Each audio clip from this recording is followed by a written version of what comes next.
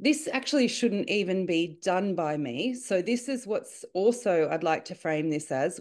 Why isn't the local state minister or your federal minister representing your area talking about managed retreat and what it means? This should all be just laid out in a transparent manner, yet I would say the vast majority of Australians don't even know managed retreat is on the agenda to the extent it is. So that's a question as to why is this sort of being done covertly. Okay, so managed retreat involves the purposeful, coordinated movement of people and buildings away from risks. This may involve the movement of a person, infrastructure, so buildings and roads, or communities. Even within, obviously, the management structures, the people we've spoken to so far, not many people seem to be able to put their finger on what managed retreat actually means, as far as at what stage does it kick in, at what level does the implications start to happen. What was the most surprising thing for yourself as far as what sounds like a fairly benign thing? Well, they're using very high risk modelling. So they're using the most extreme modelling that can be used for climate. So it's all models. So it's all climate change models, but they're using the most highest extreme ranking of the IPCC, 6.5 or 8.5, I think it is. So that, and then they're compiling disasters together to come up with a scoring in New South Wales. So basically, different climate change models are used for different purposes. So you can come up, use one climate change model because they're all different. Use one climate change model to come up with your risk of fire and use another climate change model to come up for your risk of flooding. But you're still compiling all of those risks together to get a certain score. So it's very risk adverse, basically from things I've read, and I will show you what I'm reading because I'm not interested in this being my opinion. I'll show you the documents, but it's basically anywhere that's near the natural environment is too much of a hazard. There's always risks implicit in living in nature. You can't remove that without removing us from nature. And that's what I'm seeing more and more in these documents. There's no room for that risk. The other thing that is just the amount of corporate partnerships, the amount of private funding for private infrastructure that's on the cards, which is really concerning to me. So I'll show you again how governments are broke. And the answer to that is to have more our infrastructure going into private corporation hands. So not only the infrastructure that's already on the way out, our roads are falling apart, etc.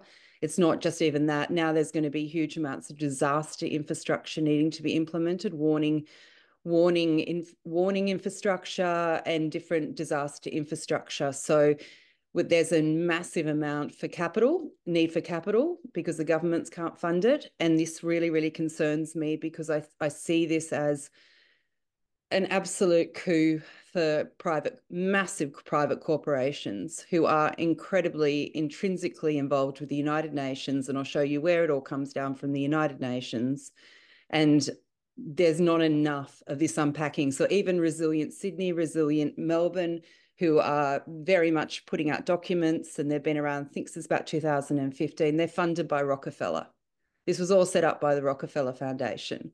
And if anyone has any history, you'll know that Rockefeller Foundation has enormous power globally.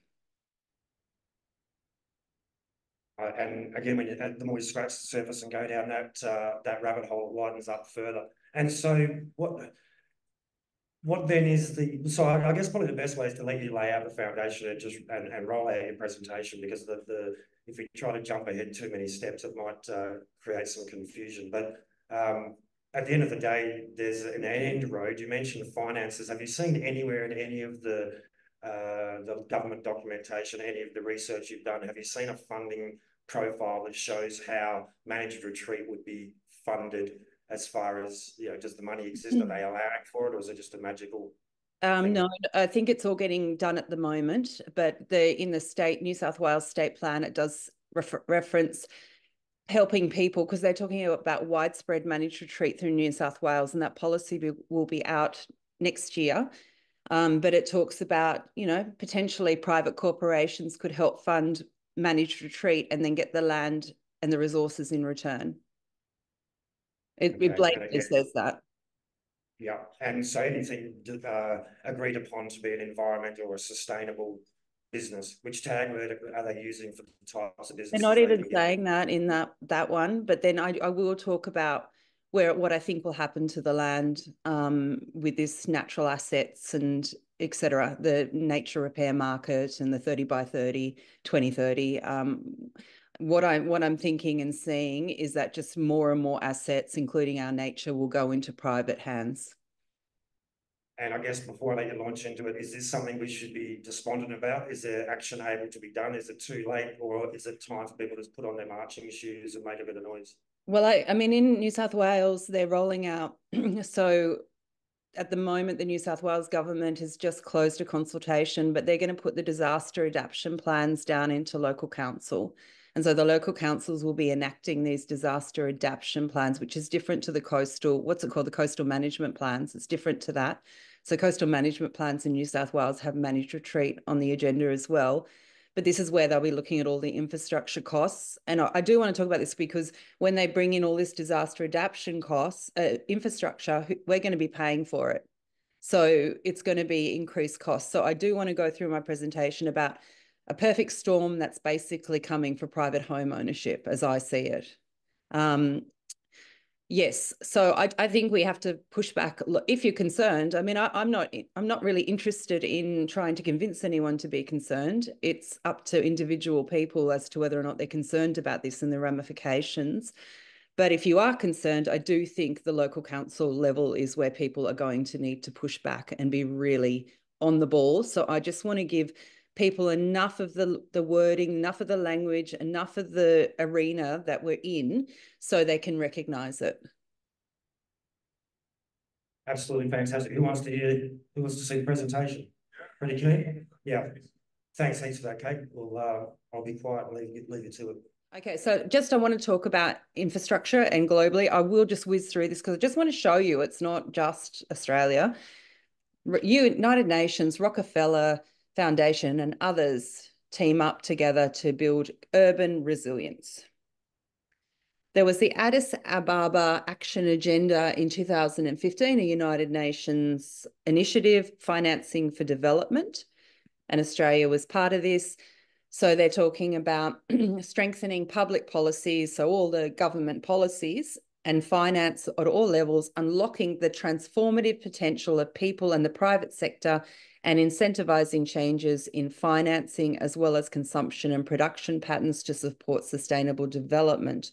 So there's always this thing, the United Nations is coming down with their, corporate partnerships and they're telling government how to, change legislation and put things into policy. It's basically all our government is doing because I have read many government plans and you can always find the master plan at the United Nations. Establishing a new forum to bridge the infrastructure gap, investing in sustainable and resilient infrastructure to bridge the global infrastructure gap, including the $1 trillion to $1.5 trillion annual gap in developing countries. So this infrastructure gap is enormous. How blended finance. So the government talks about innovative financing. If you just look for innovative financing or transform, no, they don't call it, it's always innovative and this blended financing. So this is the G20 and the G20 Australia is part of, and this was how blended finance can reorient cautious private investors to infrastructure. After decades of private sector growth, private capital holds most available global finance. The rise of private wealth coincided, strangely enough, with the decline of public wealth in developed countries, which now hold zero or even negative shares in total wealth due to significant public debt burdens, i.e., our governments are broke because all the money's gone into the private sector's hands. So global public debt reached 90% of GDP in 2022, which was spurred along very much by the pandemic measures, a dramatic increase from the 30% recorded in the early 1970s. So against that backdrop, because governments are broke, private capital mobilisation has taken centre stage as a solution to bridge the infrastructure financing gap of around $3 trillion a year. And so, again, mobilise private capital. And to do this, governments are seeking to take things even further, calling for innovative and scalable blended finance approaches, including de-risking instruments and solutions that most effectively use limited public funds to maximise private capital investments. So we're paying for private capital investments, which and it's got to be de-risked for those companies to take it on. So it's the government's being very nice to private corporations. Okay, so just quickly, this is the UNDRR, United Nations Office for Disaster Risk Reduction, making risk-informed decisions on infrastructure investments. Principles for resilient infrastructure, and I won't read this out, but there's been many, reports coming through. There's many reports coming through, and through COP26 about the increasing urgency for action. And so if mobilised, infrastructure investments would not only replace ageing infrastructure, but also establish new and much needed infrastructure systems. So we're talking about ageing infrastructure as well. We're talking about our roads. We're talking about things that used to be in public, or so far are in public hands. And they assist the public and private sectors in making risk-informed policy and investment decisions, and attracting funds from the private sector. And that's, you just read that over and over again. People are going to have to pay a lot more, e.g. via taxes for resilient infrastructure. And there's going to need to be continuous improvement. So it's not just that you can live in a place and think, okay, I can handle it for a little while. It's continuous improvements. The modelling can be geared up however it wants to be, and you'll be paying more and more for additional infrastructure upkeep. So we've got the road. This is an interesting, if you want to go and have a look more on the International Coalition for Sustainable Infrastructure, they've got a lot of reports on there. They've got one about bushfire where they're talking about no longer trying to mitigate bushfires, but more just that people are prepared to leave. So we also need to look at all with this climate change modelling, what's the difference? Does the government start to have different policies around how they manage risks within the natural environment, and then how that leads to people having more potential disaster, because that's another part of it that's not talked about very much. So they want nature positive solutions for infrastructure, focusing on coastal and marine ecosystems, coastal communities, ports and offshore, nearshore renewable energy. So this nature positive solutions I'll come to. We've got the disaster risk reduction in Australia, and just that factors, climate resilient infrastructure and planning frameworks, and digital connectivity and infrastructure. So I won't talk about the digital infrastructure that's coming through, but it's a massive part of it. Then we've got the CSIRO, the Enabling Resilience Investment Framework. And now I want to just go on to the local government. So this is New South Wales, but it would be very similar. This is their submission into the inquiry into the ability of local governments to fund infrastructure and services. Most councils are reporting a deterioration in their financial position, and many fear that they are financially unsustainable or are approaching unsustainability. And this is more in the smaller rural and regional areas who are more vulnerable. So in New South Wales, 54 out of 128 councils are recording a deficit. So they want, in New South Wales, flexibility in being able to charge more for people living in the council area. And that, they just make the thing that council's no longer just about rates and rubbish, roads, rates and rubbish, but now has to, more and more has been forced onto local council and taken out of, state and federal hands and put onto local council without being given any extra or enough money to be able to do all the services they've been tasked with. So they want to be able to charge a lot more for people to live in the area. And they have to include climate change considerations within this. So part of it is that there's been a total cost shift to councils of $1.36 billion in 21 to 22. So this is where, the different layers of government play their part in putting pressure on a certain down to our local area. Councils are often involved at the front lines of disaster recovery and restoration. Adequate levels of asset renewals are an important lever for safeguarding against future environmental disasters and other shocks. So they're talking about the infrastructure needed and the assets. And this financial constraints limit a council's capacity to prepare for and respond to natural disasters. So then we get to this article, at the edge of the cliff, planning for Australia's ageing infrastructure. Many councils don't have the funds to jump on repairing things. They need to program the work where the funds are available. And they're talking, water, sewerage, infrastructure. It was built in the 1970s. The roads are pretty bad now. I don't know if they are where you are, but ours are all full of potholes. So we're reaching an infrastructure cliff. Risks associated with ageing infrastructure are compounded by the pressure caused by Australia's ever-growing population and the impact of increasingly frequent weather events. And so we've got the Infrastructure Australia Amendment Act went through in 2023. And this allows the Infrastructure Australia to identify any impediments to investment in nationally significant infrastructure and identify strategies to remove these impediments.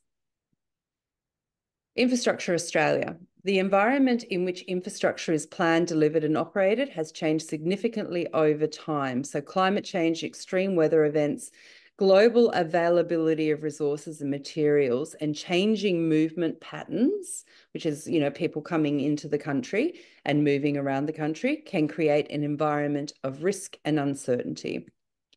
And this is all about needing this sort of infrastructure for the climate change modelling. So I think I'll just skip through it a bit. I just want to show you that it's in the plans, that this ageing assets is constantly talked about. And then the principles for innovative financing by the Australian government, critical transport infrastructure. So this is more talking about critical transport, but it's also more with, it's broader than this. This will require active partnerships with state and local governments and the private sector. Now, we've just to show what's happening. There's an interview I've got on my Substack with Larry Fink, who is the CEO and the founder of BlackRock, who has $13 trillion in assets under management. So they've just bought Global Infrastructure Partners for $12.5 billion. And he says, Larry Fink, the global need for infrastructure combined with high deficits constraining government spending creates unprecedented opportunity for private capital to invest in infrastructure. And there's a video where he talks about that for 7 minutes. Governments are broke and private corporations are going to take over infrastructure. Joining us right now, first on CNBC interview is BlackRock CEO Larry Fink, as this news is just crossing the tape. Good morning to you. Good morning, Andrew. Happy New Year. Happy New Year to Becky and to Joe. Let's talk about what's happening here. There has been speculation for months that there would be a major transaction in the future of BlackRock. Yes. A lot of people had speculated you would buy a private equity firm. This is a very different deal. You're sort of zigging where others may have been zagging. Yes. This is going to make you probably one of, if not the largest infrastructure investors in the world. It'll put us in the top few. Well, thank you. Let me be clear.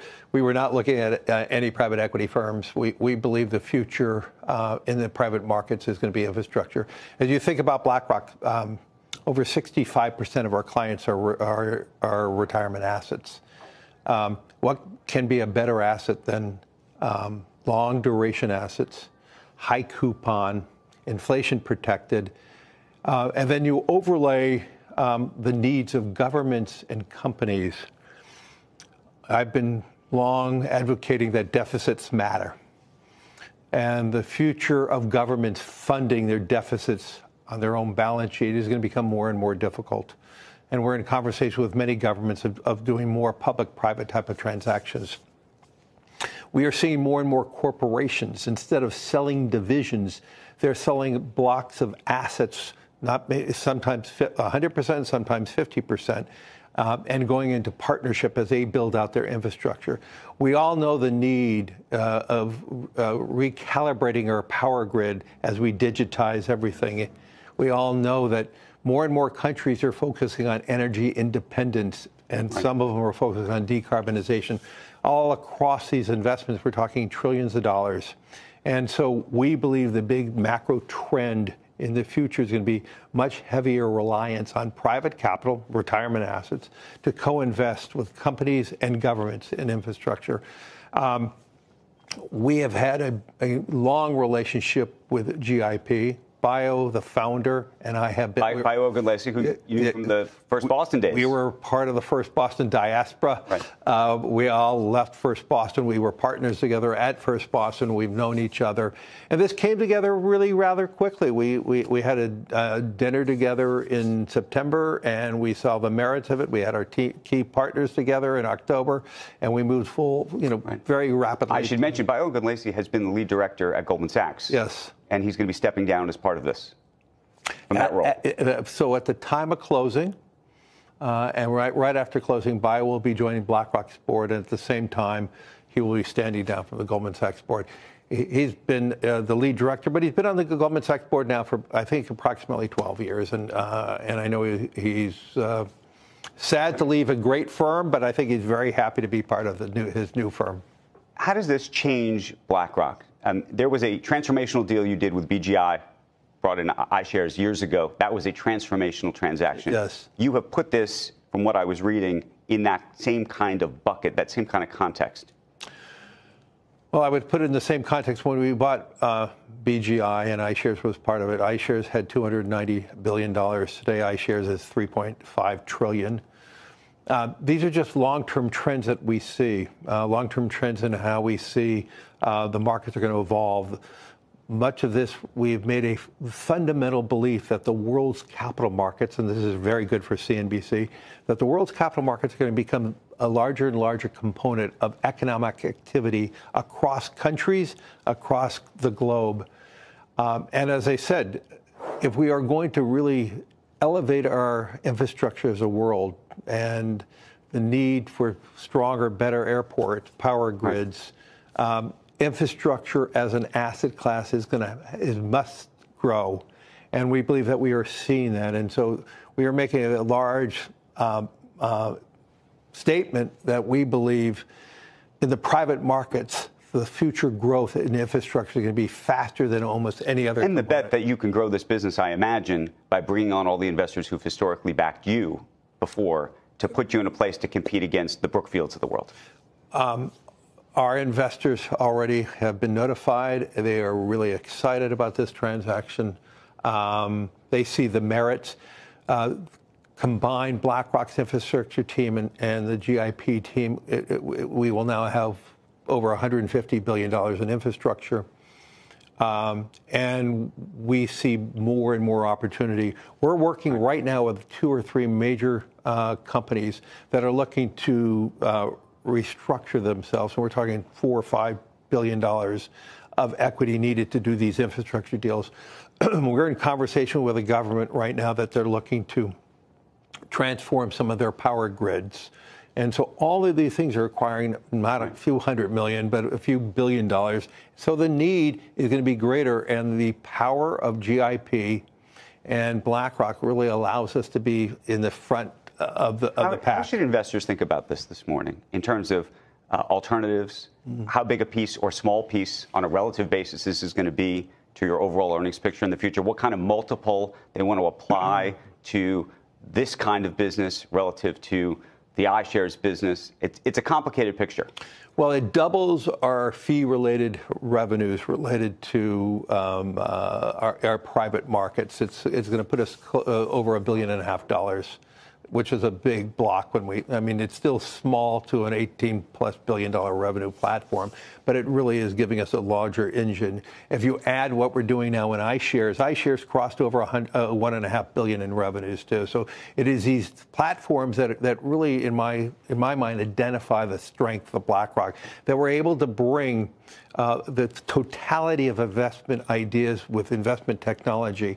And this gives us a much bigger conversation beyond public securities, public equity, public debt, investment technology, the utilization of ETFs across all the spectrum, and then now being a large player in the infrastructure private markets business. Right.